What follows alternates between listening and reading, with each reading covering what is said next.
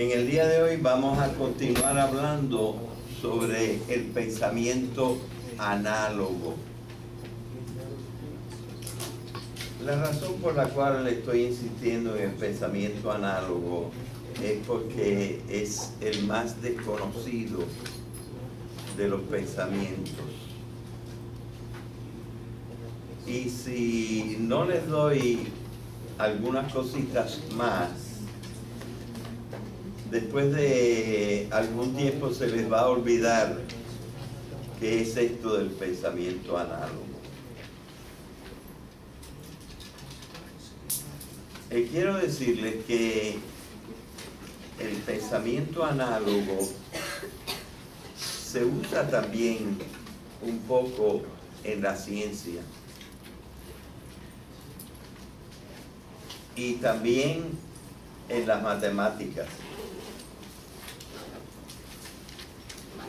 Es decir, no es solamente para hablar de cosas muy lejanas o filosóficas, sino que también se puede hablar, y cada vez yo diría que se usa más el pensamiento análogo también en las ciencias, aunque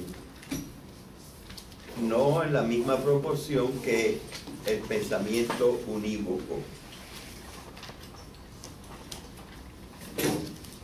Sin embargo, parte de la importancia del pensamiento análogo es que sirve especialmente para hablar de Dios.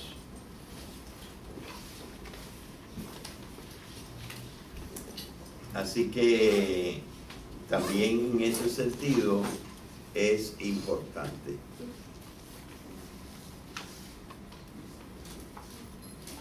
Cuando hablamos de Dios, estamos hablando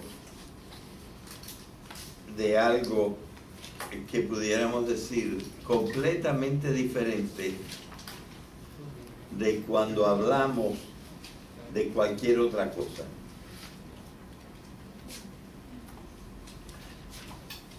En esta clase yo he hablado un poco de la trascendencia, ¿verdad que sí?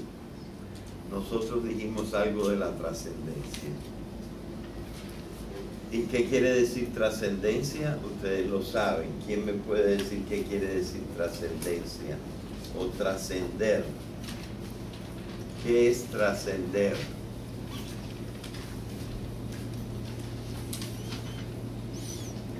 ¿Qué es trascender?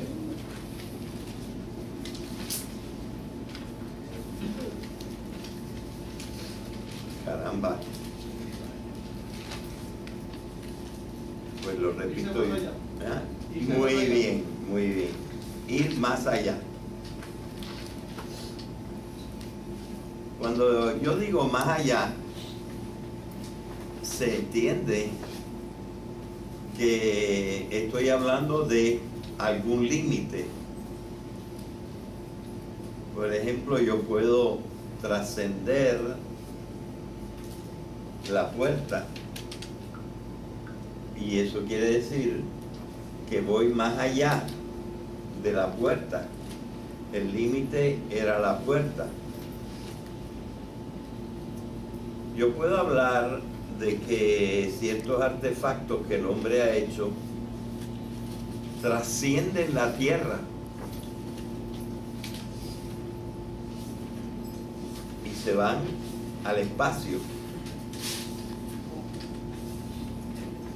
Uno que otro de los artefactos que los hombres han hecho no solamente han trascendido la tierra, sino que han trascendido el sistema solar.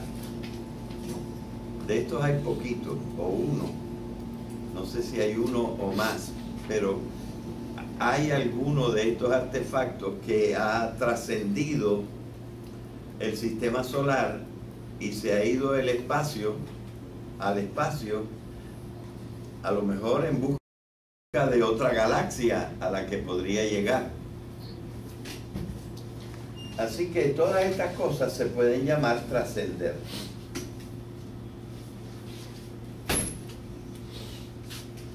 Pero este uso de la palabra trascender es un uso que pudiéramos decir corriente, pero no es el principal uso de la palabra trascendencia, de la palabra trascender. Porque el otro uso de la palabra trascender es trascenderlo todo.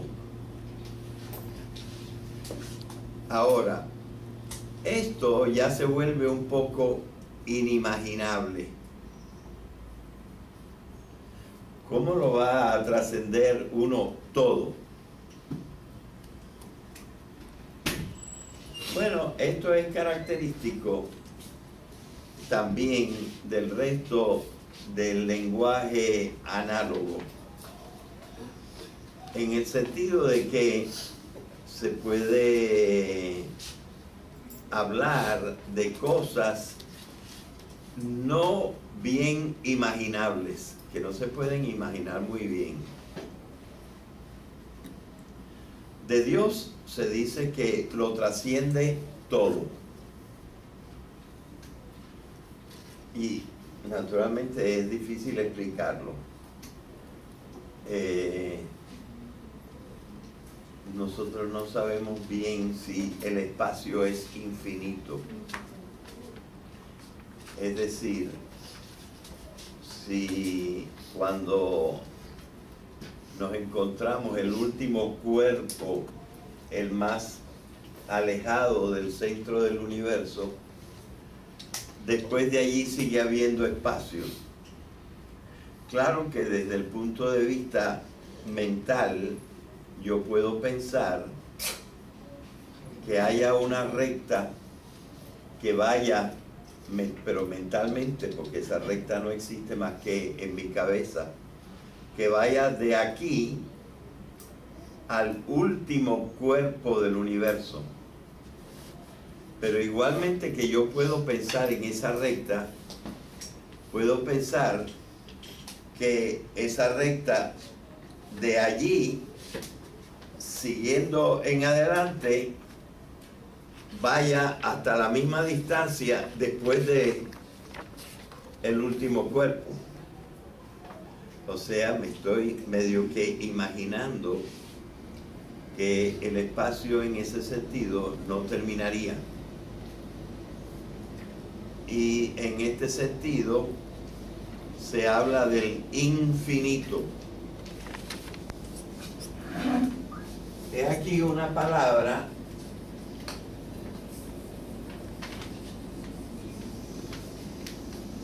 que pertenece más bien al vocabulario analógico, porque recuerden ustedes que la ciencia habla con el pensamiento unívoco y habla de hechos y cosas, pero infinito quiere decir no fin, sin fin.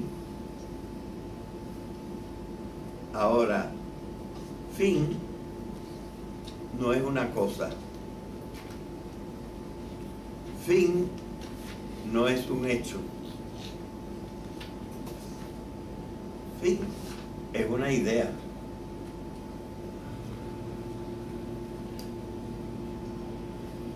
Así que no estamos usando una palabra clásicamente científica cuando usamos la palabra infinito. No estamos hablando de nada concreto. Y la ciencia, puesto que habla de hechos y dichos, habla de cosas concretas.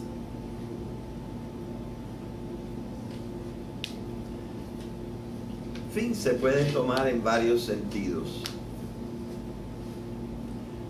Fin se puede tomar en el sentido de límite.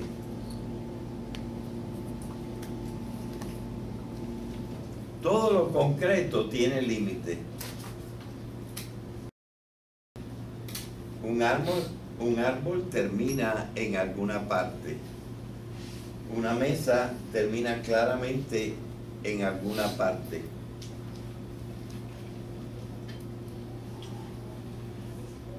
Cualquier cosa en que nosotros pensemos, una cosa concreta, termina en alguna parte.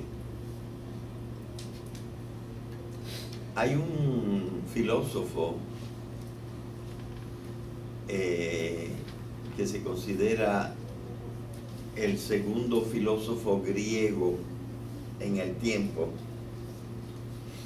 que se llamó Anaximandro.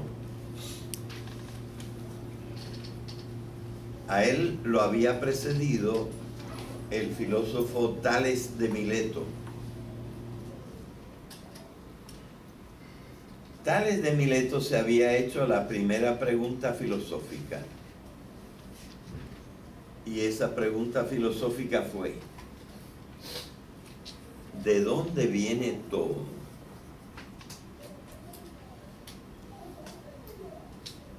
Y él mismo se contestó. Probablemente cuando él estaba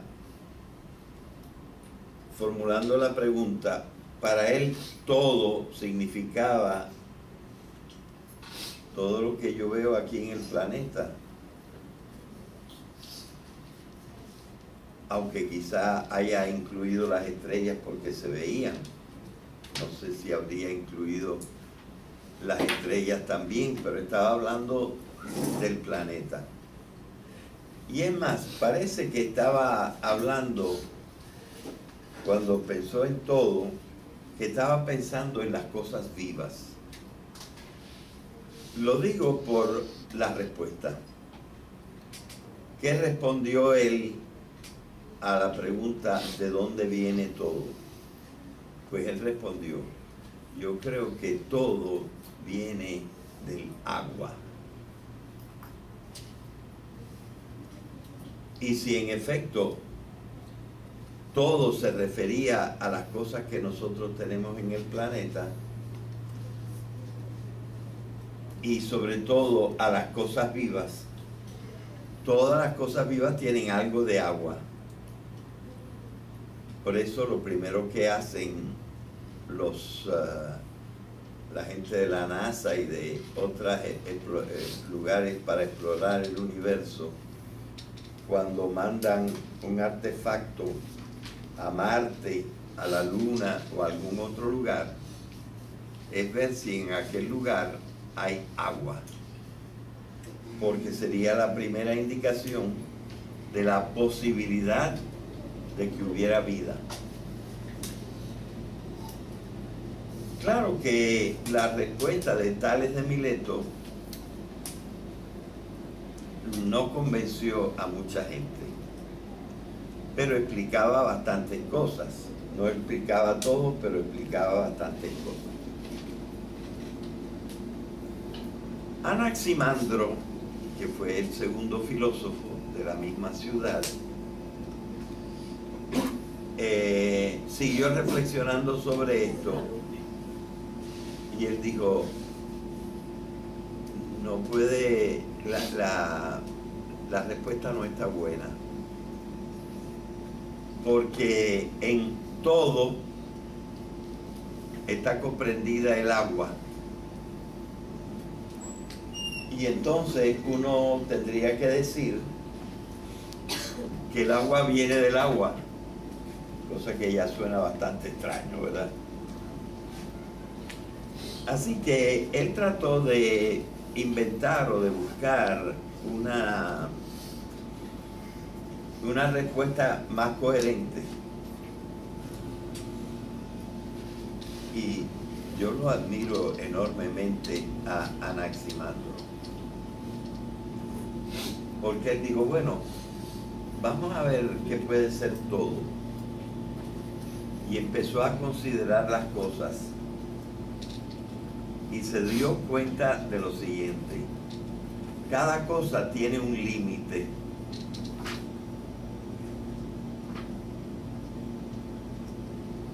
Hasta si tú miras una estrella,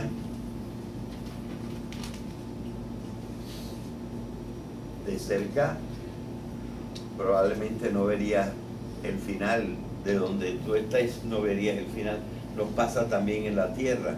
Nosotros vemos el horizonte, pero ese límite no es completamente final, porque sabemos que si nosotros llegáramos a donde está el horizonte que vemos desde aquí, nos encontraríamos que el horizonte se ha alejado todavía muchísimo más.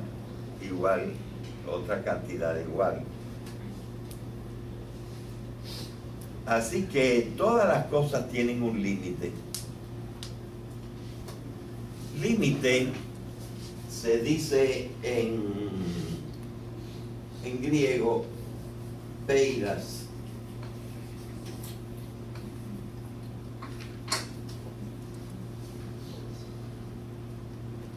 Y entonces, sin límite, se dice A. A quiere decir no. Peirón. Y esto se cambió a peirón porque es neutro. En griego hay masculino, femenino y neutro. Así que él dijo, cuando yo digo todo, estoy hablando de las cosas limitadas, porque todo lo que hay que yo pueda incluso concebir tiene un límite. Y entonces, prácticamente cuando él dijo todo viene del apeirón, estaba diciendo lo limitado, que son todas las cosas que yo puedo ver, viene de lo ilimitado.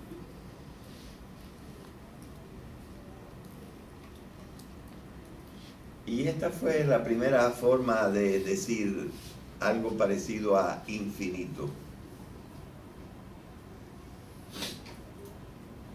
Porque el límite es el fin de cualquier objeto.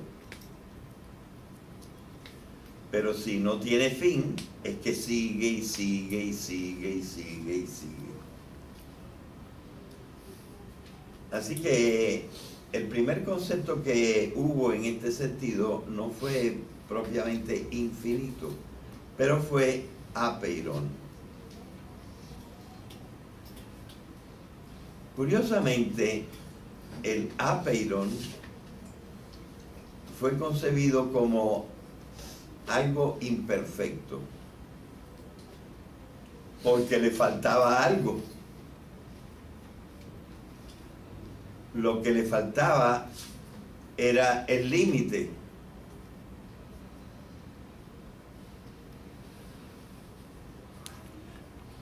Así que más tarde,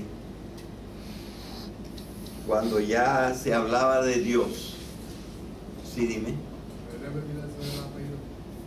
Dime. Si puedes repetir lo que dijo del apellido.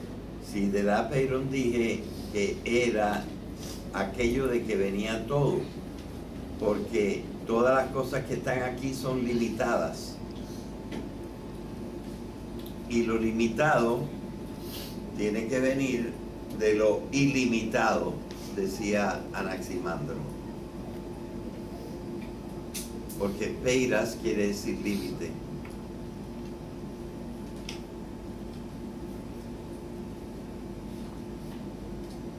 Muchos de los antiguos, cuando empezaron a hablar de Dios, dijeron que Dios no era infinito. Y la razón por la cual decían que Dios no era infinito es porque a lo que le falta un límite le falta algo. Y si a Dios no le falta nada, pues entonces tampoco puede faltarle el límite. Así que las ideas acerca del infinito se fueron haciendo poco a poco. Y es que nosotros podemos concebir la idea de infinito, pero no podemos imaginar la idea de infinito, porque la imaginación se basa en las cosas concretas y a las cosas concretas no le podemos quitar su límite. Bien, ven ustedes, hoy no se puede hacer matemáticas sin pensar o sin utilizar en algún momento la palabra infinito. Y hasta nosotros tenemos un símbolo para el infinito, porque se ha convertido en algo que nosotros tenemos que utilizar. Vamos a hablar de otra palabra análoga también. Vamos a hablar de la palabra absoluto.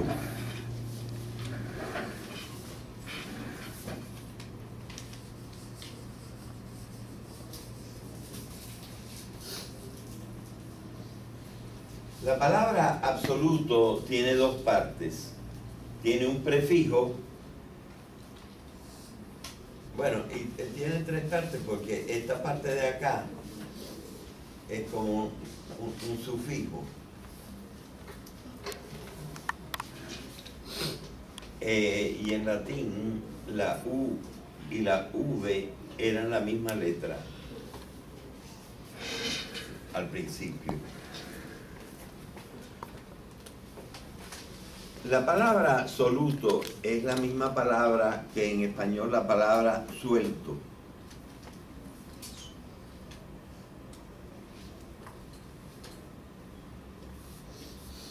¿Y qué quiere decir la palabra absoluto? La palabra que quiere decir, pues ab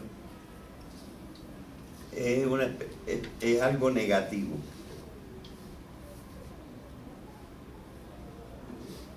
Es decir, está suelto, pero está suelto en una forma tal que no tiene ningún lazo con ninguna cosa, ni con el resto de las cosas.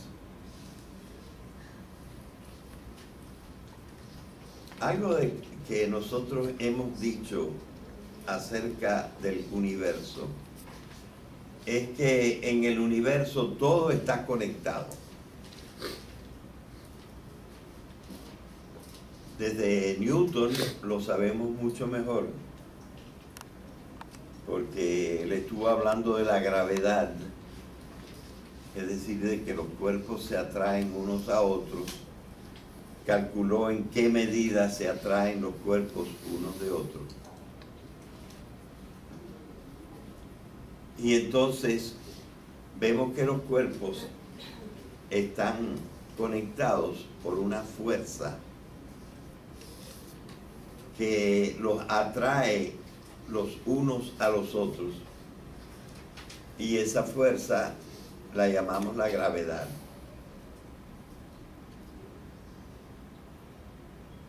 Y no es la única fuerza que existe. Nosotros sabemos que existen algunas fuerzas más. Por lo tanto, todas las cosas están conectadas.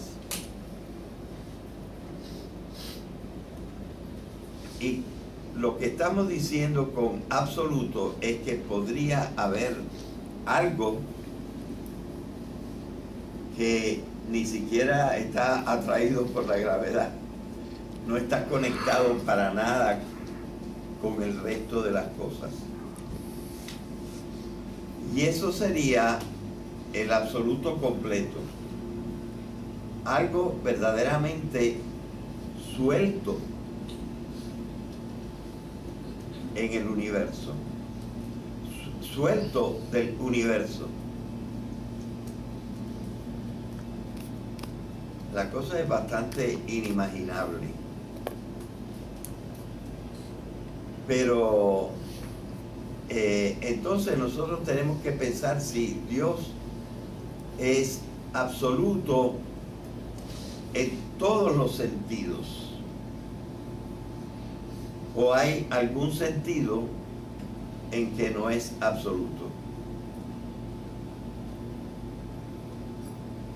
Porque si Dios no tuviera ningún tipo de relación con nosotros, no habría sido nuestro creador. Por lo menos nosotros tenemos o pensamos que Dios es la causa de nosotros. Y si Dios es la causa de nosotros, entonces alguna relación hay entre Dios y nosotros. La relación de causa a efecto.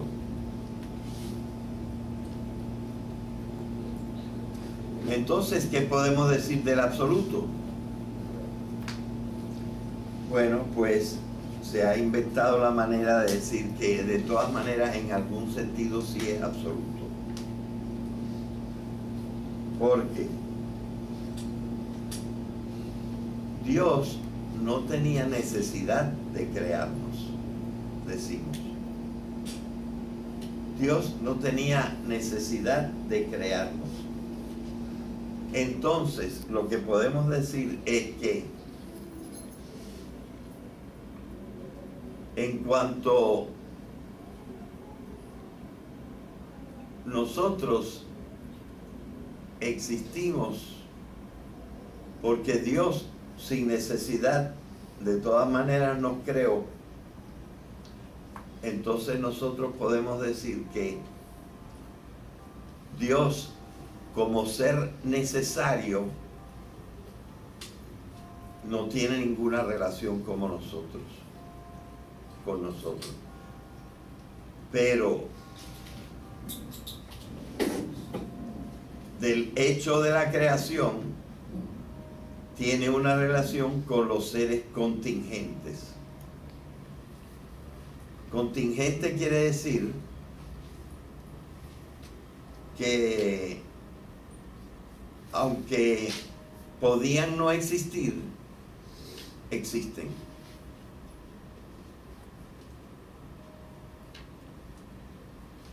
Ven ustedes que algunas de estas palabras análogas, como infinito y absoluto, son difíciles de poder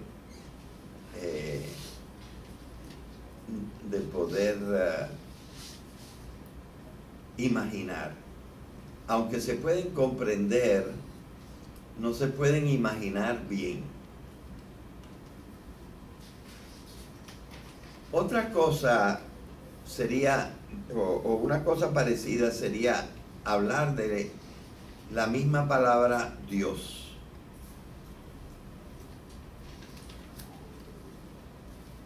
¿Qué estamos diciendo cuando decimos Dios?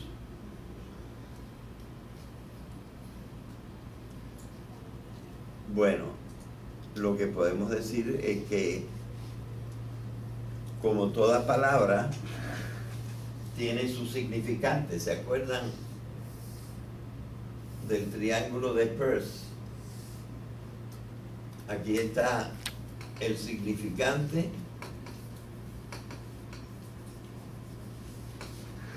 aquí está el significado,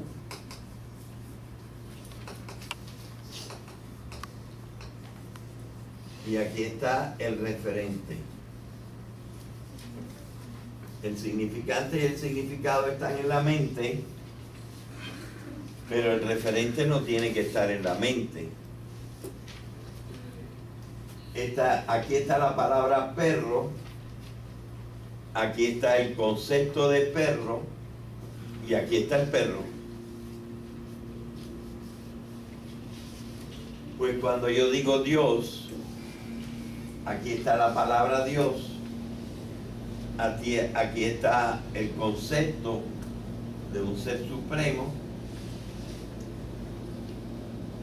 y nos estamos refiriendo a un ser, no a un concepto, nos estamos refiriendo a un ser que evidentemente al no tener cuerpo no está en ninguna parte, pero que consideramos existente. Así que ya la palabra Dios se puede tomar en dos sentidos.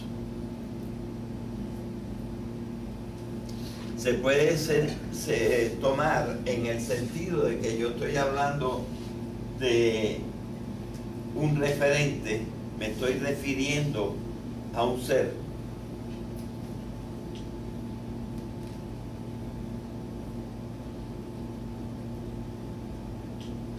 Y no me estoy refiriendo solamente a un concepto.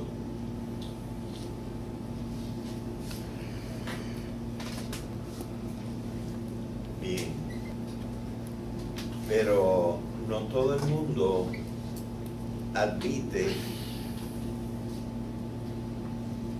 que ese referente existe. La palabra todo el mundo la conoce. La palabra Dios todo el mundo la conoce, e incluso los que no creen en Dios dicen Dios no existe, pero están diciendo la palabra Dios, y al decir la palabra Dios están suponiendo que se están refiriendo a algo, porque todas las palabras tienen un referente. Así que hay como una especie de contradicción, ¿verdad?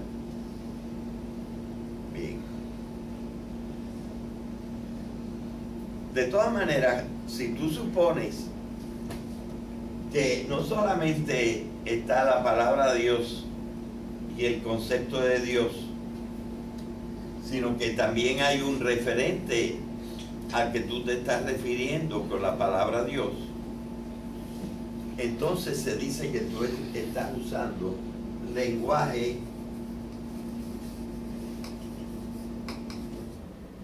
catafático.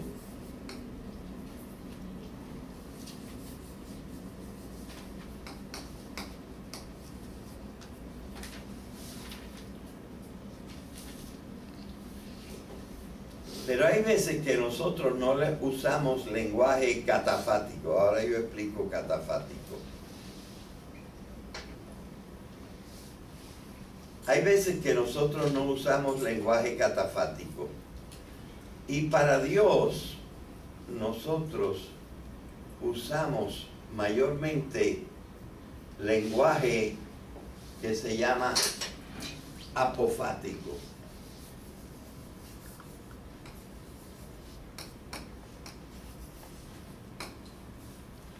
Así que tengo que explicar catafático y apofático.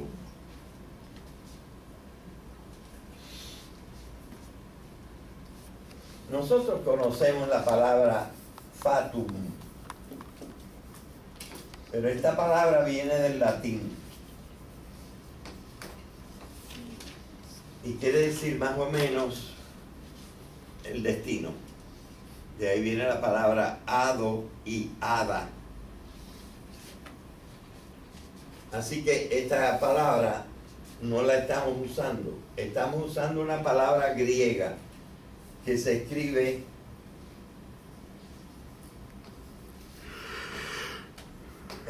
el adjetivo se escribe faticos, o sea, con ph. Y entonces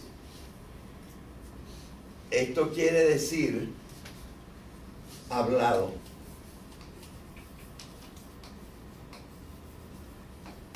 Una cosa hablada. Es decir,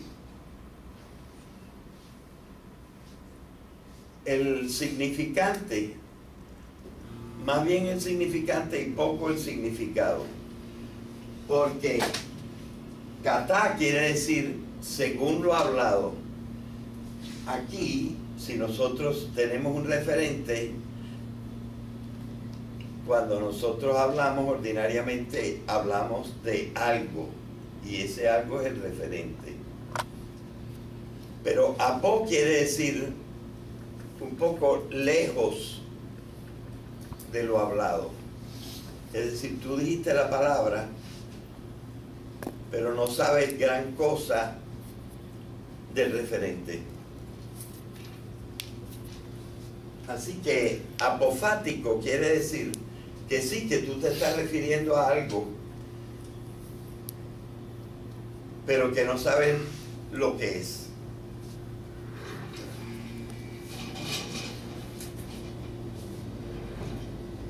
Esto ordinariamente lo podemos hacer usando palabras que empiecen con un no.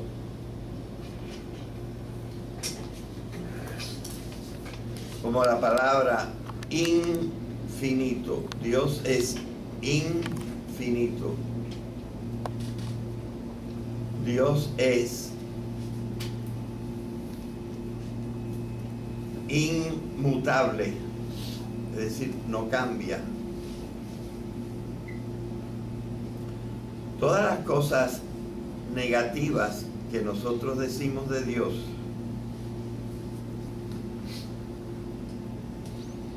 lo que consideramos malo se lo quitamos a Dios. Ya nosotros no pensamos como Anaximandro, que lo ilimitado, lo indefinido, el apeiron, es algo malo porque le falta algo, le falta el fin.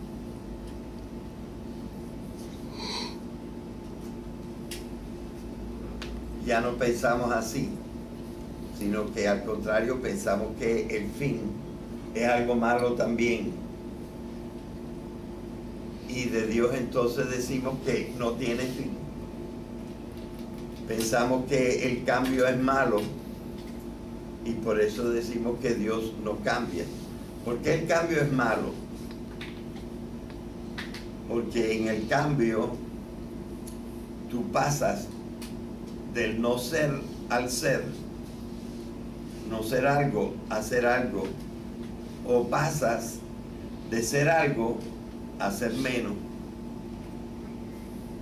Por eso es que los antiguos decían que Dios es inmutable. Bueno, yo estoy tratando de que ustedes vean que cuando nosotros estamos hablando de algo análogo, estamos hablando de algo que está en el límite y es tan abstracto que aunque es concebible, es decir, se puede comprender el concepto, no es muy imaginable. Bien. Ahora vamos a aplicar esto a la palabra principal de la analogía. Y esa es la palabra ser. Podemos decir que ser es una de las pocas cosas que se puede decir de Dios y se puede decir de lo demás. Es decir, Dios es un ser, pero todas las otras cosas de que nosotros podemos hablar son también seres. Así que la principal palabra para trabajar con la analogía es la palabra ser. He aquí una cosa que podemos decir de Dios.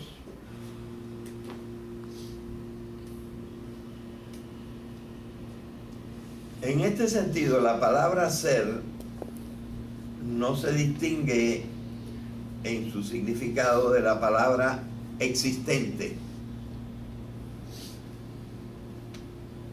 Cuando decimos que Dios es un ser, queremos decir que Dios existe.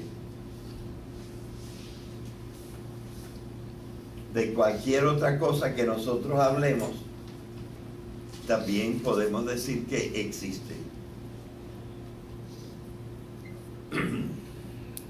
Claro, hay algunas cosas que no existen fuera de nuestra cabeza. Son los conceptos.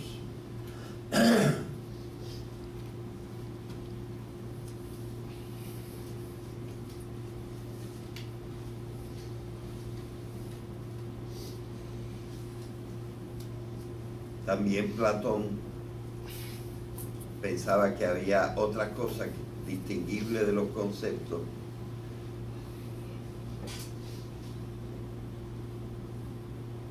que existían pero en otra forma, y son lo que él llamaba las formas o ideas. Pero las ideas de Platón no están en la cabeza, están flotando por ahí.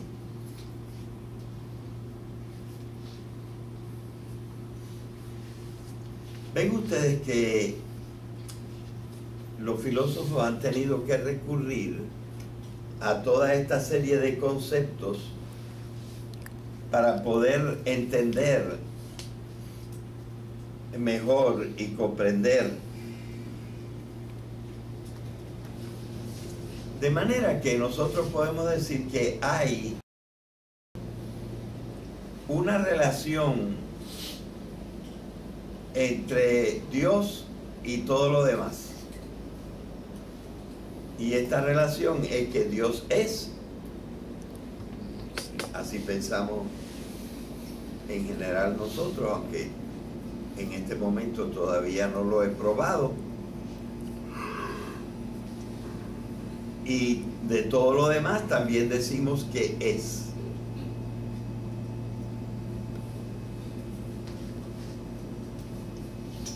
Pero entonces tenemos que decir, sí, es, pero no en el mismo sentido que nosotros. De la misma manera que los seres de este mundo no son todos iguales.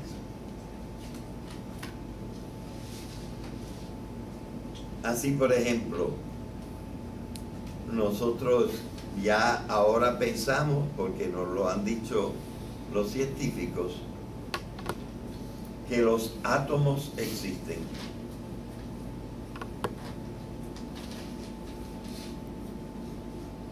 Y que las moléculas existen. Y que las sustancias químicas existen. Pero no son todas iguales. Cada una existe o es un ser de una naturaleza, de una condición un poco diferente.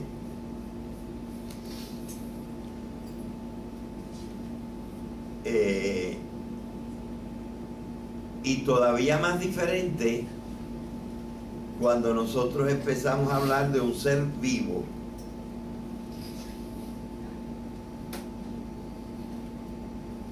El ser vivo es un ser y el ser no vivo es un ser, pero no son iguales.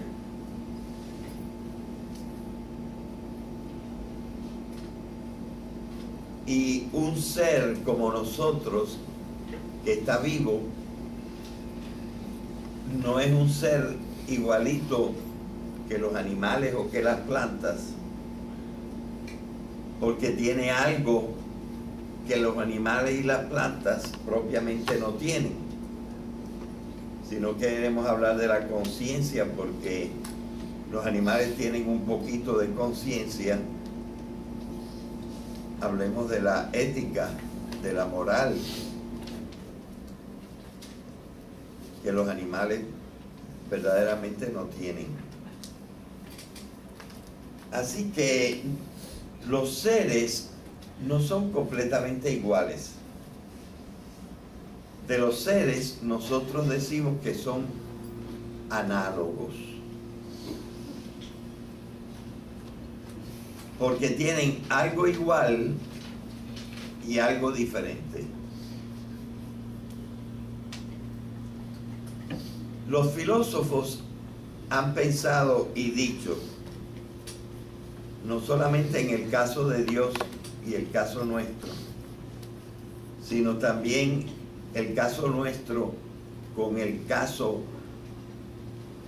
de los animales y el caso de los animales y de las plantas comparado con el caso de los seres inanimados. Han dicho lo siguiente: entre los seres análogos hay más diferencias que similitudes.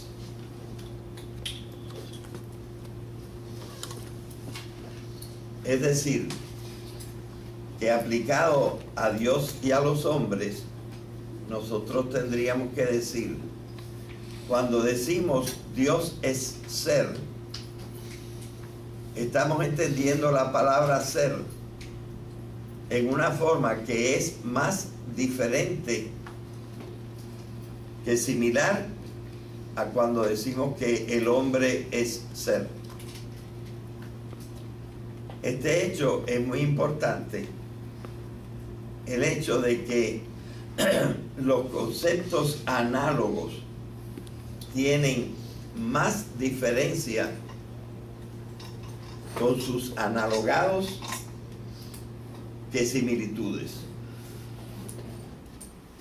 Bueno, me fui un poco por la parte del lenguaje, pero hasta aquí hemos podido llegar por el tiempo. Gracias.